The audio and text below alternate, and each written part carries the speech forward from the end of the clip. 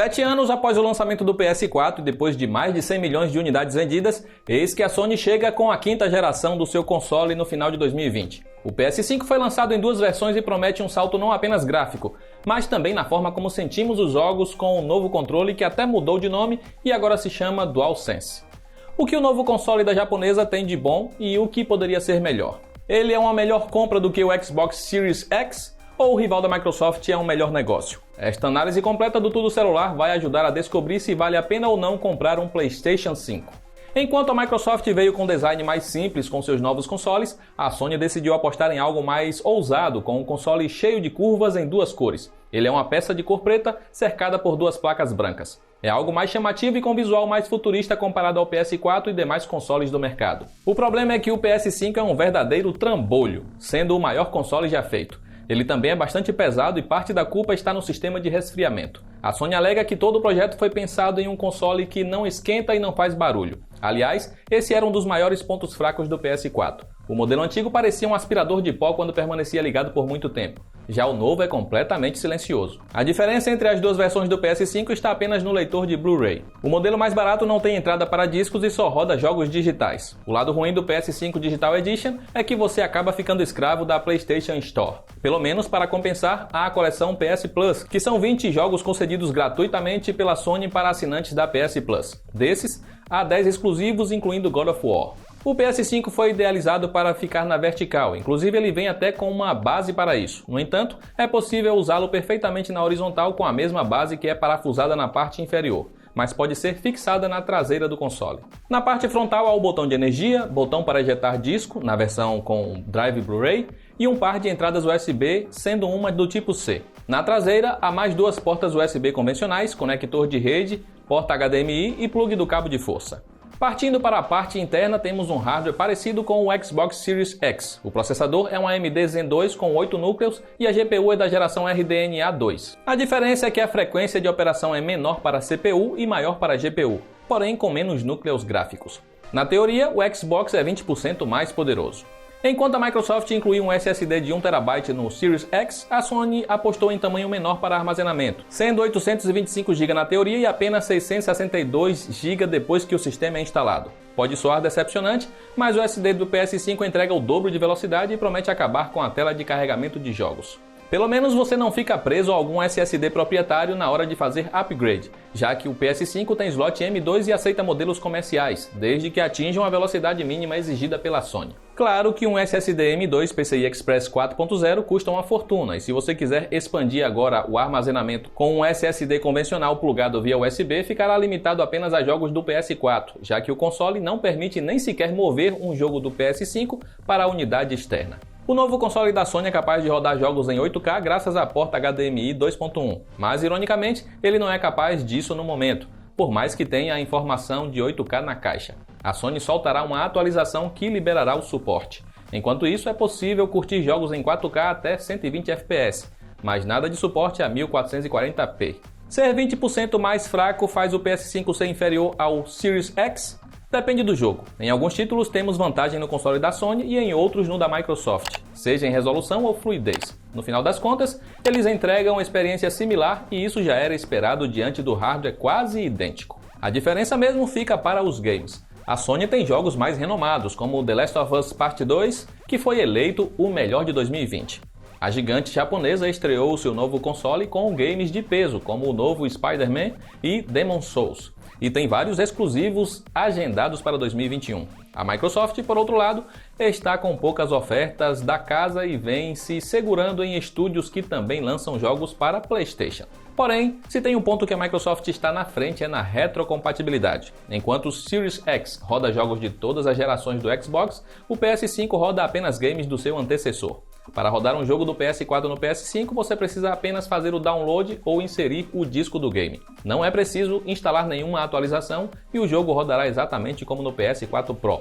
Mesma resolução e taxa de FPS, exceto em casos de resolução dinâmica e jogos com FPS destravado. Alguns títulos receberam updates para tirar proveito do hardware mais forte do PS5 e também se beneficiam do SSD para reduzir o tempo de carregamento. E a promessa de acabar com a tela de carregamento. Ainda não vimos isso acontecer, mas também não há nenhum jogo que explore todo o potencial do PS5 no momento. Porém, a queda no tempo de espera é enorme. No Assassin's Creed Valhalla, leva em média 15 segundos para carregar o save, enquanto no PS4 Pro leva 1 minuto a mais. Usar viagem rápida para ir para um ponto distante do mapa toma apenas 10 segundos, enquanto no console antigo demora quase 1 minuto. No Watch Dogs Legion, demora 20 segundos para carregar um save no PS5 e mais de 1 minuto no PS4 Pro. Ir de um ponto a outro do mapa usando viagem rápida leva 8 segundos contra 40 segundos. Ou seja, você passa menos tempo esperando e mais tempo jogando. Se você está com medo de lotar rapidamente o SSD do PS5, aqui vai uma boa notícia. A Sony desenvolveu um novo sistema de compressão que reduz em até 40% o espaço ocupado pelos jogos. No caso do jogo Control, temos apenas 25 GB ocupados, enquanto este game devora 42 GB no Xbox e no PS4. Assim, os 825 GB podem acabar rendendo igual ao 1 TB do rival. O PS5 surpreende por ser rápido e silencioso, mas o DualSense é a verdadeira estrela da nova geração. O novo controle do PlayStation é tão inovador que precisou até mudar de nome, deixando o DualShock no passado. O que ele tem de tão especial? Além da mudança no design para casar com o visual futurista do console, o DualSense estreia os gatilhos adaptativos, que mudam a rigidez a depender do que acontece no jogo. Quando você ataca com arco e flecha, será capaz de sentir a tensão da corda antes do disparo. Para cada tipo de arma de fogo, sentirá o impacto dos tiros.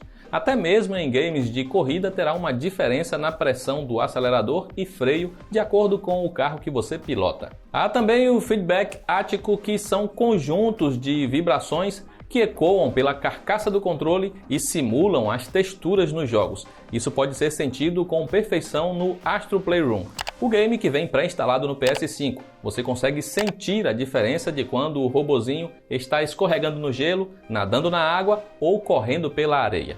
Claro que tudo isso demanda mais energia e a Sony aumentou a bateria do seu controle em 56%. Mas como ficou a autonomia? Melhor ou pior? Depende do jogo. Como o Astro Playroom explora todos os recursos do DualSense o tempo inteiro, o controle não para de vibrar um único momento e com isso a bateria acaba mais rápido. Porém, em jogos que usam os gatilhos adaptáveis e o feedback ático, mas não com tanta frequência, tivemos uma média de 15 horas de autonomia, sendo mais do que as 12 horas entregues pelo DualShock 4.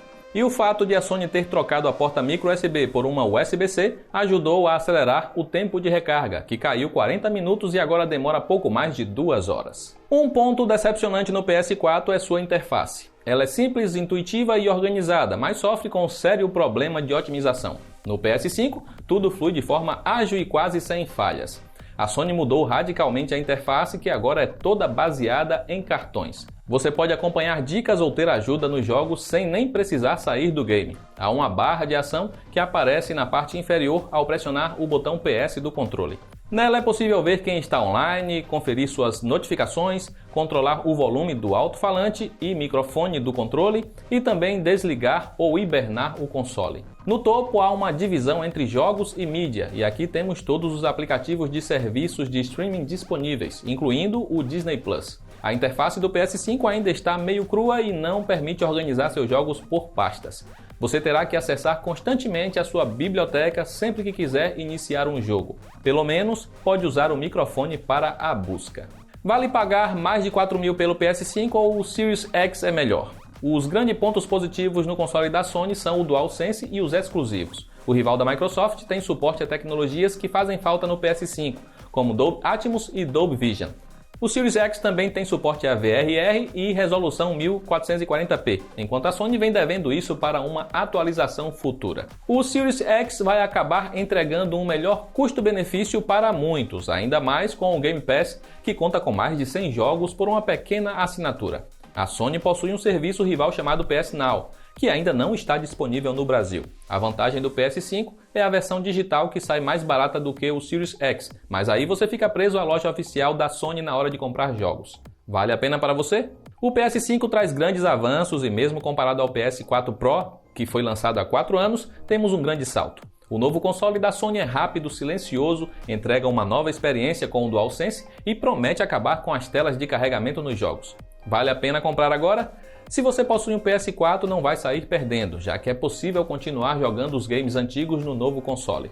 O PS5 corrige os problemas do seu antecessor, como o barulho excessivo do cooler, a lentidão para carregar jogos e a interface cheia de engasgos. Ainda não há um título que explore ao máximo o que o hardware do novo PlayStation tem a entregar, mas isso pode mudar nos próximos meses com a chegada de vários exclusivos, incluindo o novo God of War, que não deve sair para o PS4.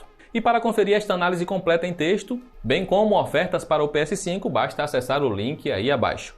Aproveita para comentar se você é fã de apenas uma plataforma de jogos ou joga em todas sem entrar em brigas por essa ou aquela marca. Eu vou ficando por aqui, um abraço e até a próxima.